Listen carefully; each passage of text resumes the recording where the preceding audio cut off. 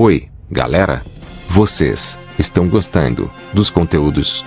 Deixe seu joinha para nós publicar diversos outros conteúdos. Vamos lá. Torturado e zombado, as vidas trágicas de 5 fenômenos das vítimas do show de horrores. Goiás News Notícias. Sem mais delongas, vamos lá. Um olhar sobre a vida das pessoas de cor antes tidas como o elo que faltava na teoria da evolução de Charles Darwin. 17 de junho. Grande Farini, William Leonard e Crow, de W.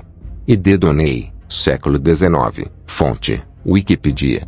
É chocante pensar que os shows de horrores já foram vistos como uma forma de entretenimento. As pessoas na era vitoriana não gostavam de pessoas que nasceram com deficiências ou simplesmente não se pareciam com a norma, o que naquela época significava ser caucasianos, aptos e não únicos em qualquer forma. Pessoas que nasceram diferentes foram submetidas a um tratamento desumano, que incluiu ser exibido em shows de horrores, onde seriam ridicularizadas, humilhadas e aproveitadas.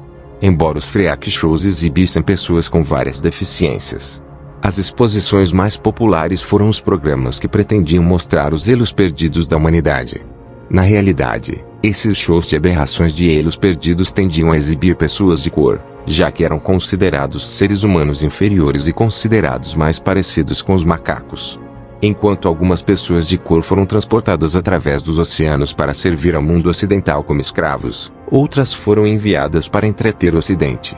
O elo perdido é um termo frequentemente usado para descrever fósseis ou, neste caso, pessoas que se acredita serem a ponte entre a divisão evolutiva entre primatas superiores, como macacos e humanos.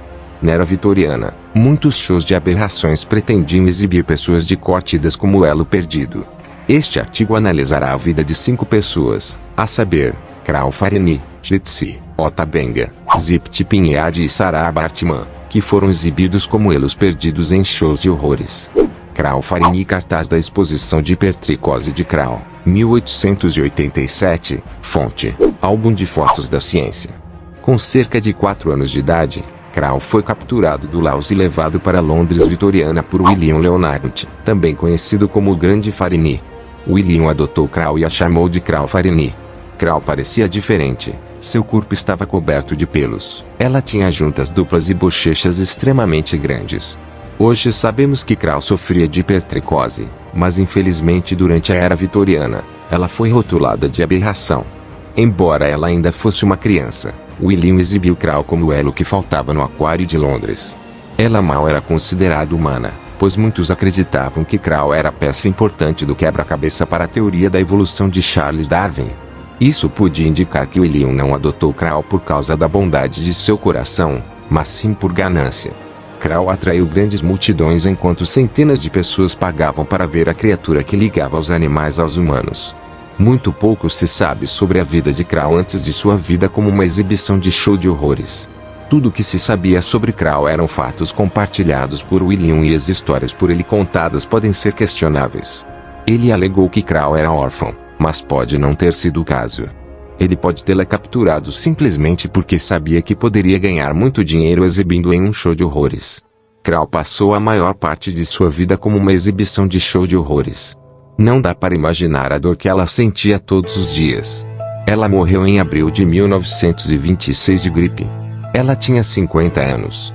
Seu último desejo era que seu corpo fosse cremado para permitir que ela realmente descansasse. Ela não queria que seu cadáver fosse submetido à tortura que ela experimentou enquanto vivia. Ela queria profundamente não ser constantemente observada, mesmo após a morte. Sua morte foi noticiada de maneira bastante grosseira em um jornal. Jetsi. A imagem de Jetsi em um set de filmagem. Fonte: Pinterest. Muito pouco se sabe sobre Jetsi Surtees. Acredita-se que ele tenha nascido em setembro de 1901. No entanto, isso é apenas especulação. Jetsi alcançou a fama ao aparecer no famoso filme Freaks de Todd Browning. Jetsi nasceu com vários problemas de saúde e defeitos. Acredita-se que ele tenha nascido com um distúrbio do neurodesenvolvimento, a microcefalia, que o deixou com um cérebro e um crânio extremamente minúsculos e uma estrutura corporal pequena. Ele tinha apenas 120 centímetros de altura, problemas oculares e deficiência intelectual grave. Alguns argumentaram que os problemas de saúde de Jetsi podem ter sido causados pela síndrome de Sequel. Como Crow, Jetsi foi exibido como elo perdido em shows de horrores. A obsessão das pessoas em encontrar o elo perdido de Charles Darwin significava que qualquer pessoa diferente poderia ser vista como o elo perdido e menos humano. Dada sua capacidade mental limitada, está claro que Schlittz não poderia ter dado consentimento informado para trabalhar nos shows de aberrações e nos vários papéis no cinema que conseguiu por causa de seu visual. Ota Benga. Imagem de Ota Benga no recinto do macaco. Fonte: BBC. Ota Benga era um pigmeu congolês que viajou para os Estados Unidos da América com Samuel Phillips, um empresário explorador americano, em 1904. Samuel comprou Ota de comerciantes de escravos por meio quilo de sal e tecido. A esposa e os filhos de Ota foram assassinados pela Force Publique, um grupo de milícia estabelecido pelo rei Leopoldo II da Bélgica para controlar os nativos no Congo. Pouco depois do assassinato de sua esposa e filhos, Ota foi capturado por traficantes de escravos e vendido a Samuel. A vida de Ota era aparentemente uma tragédia após a outra.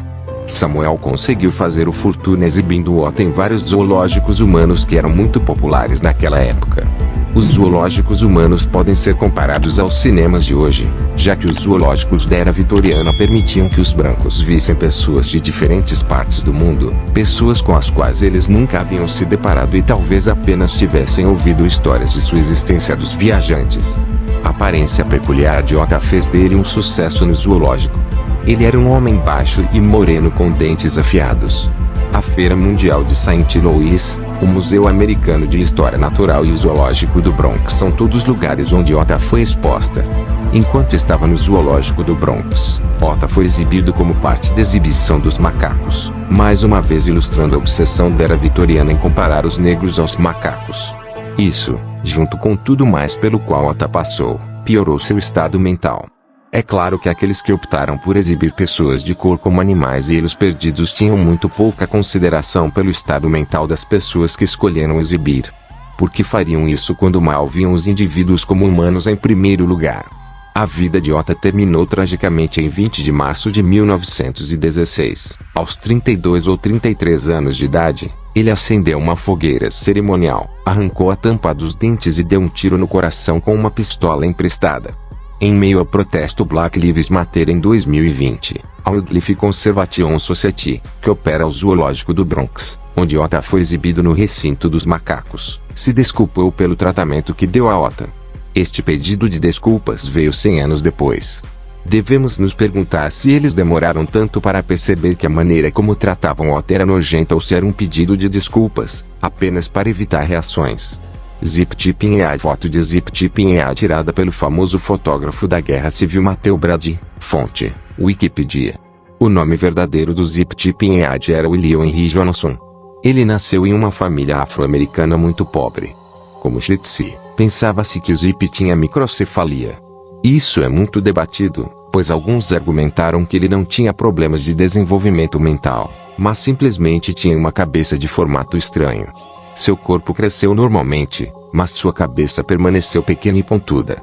É por sua estranha aparência que atraiu a atenção dos showbusiness do circo. Seu passado de pobreza fez com que os pais de Zip concordassem em exibi-lo em vários circos e shows de aberrações. Foi a sua saída da pobreza.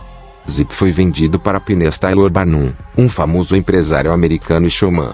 Mesmo que Zip tenha nascido nos Estados Unidos, ele foi exibido como o elo que faltava. O programa afirmava que Zip havia sido capturado na África, o que era um slogan vendido na indústria de shows de aberrações. Zip seria revelado em uma gaiola onde ele poderia sacudir as barras e gritar para parecer mais africano e vender o ato do elo perdido.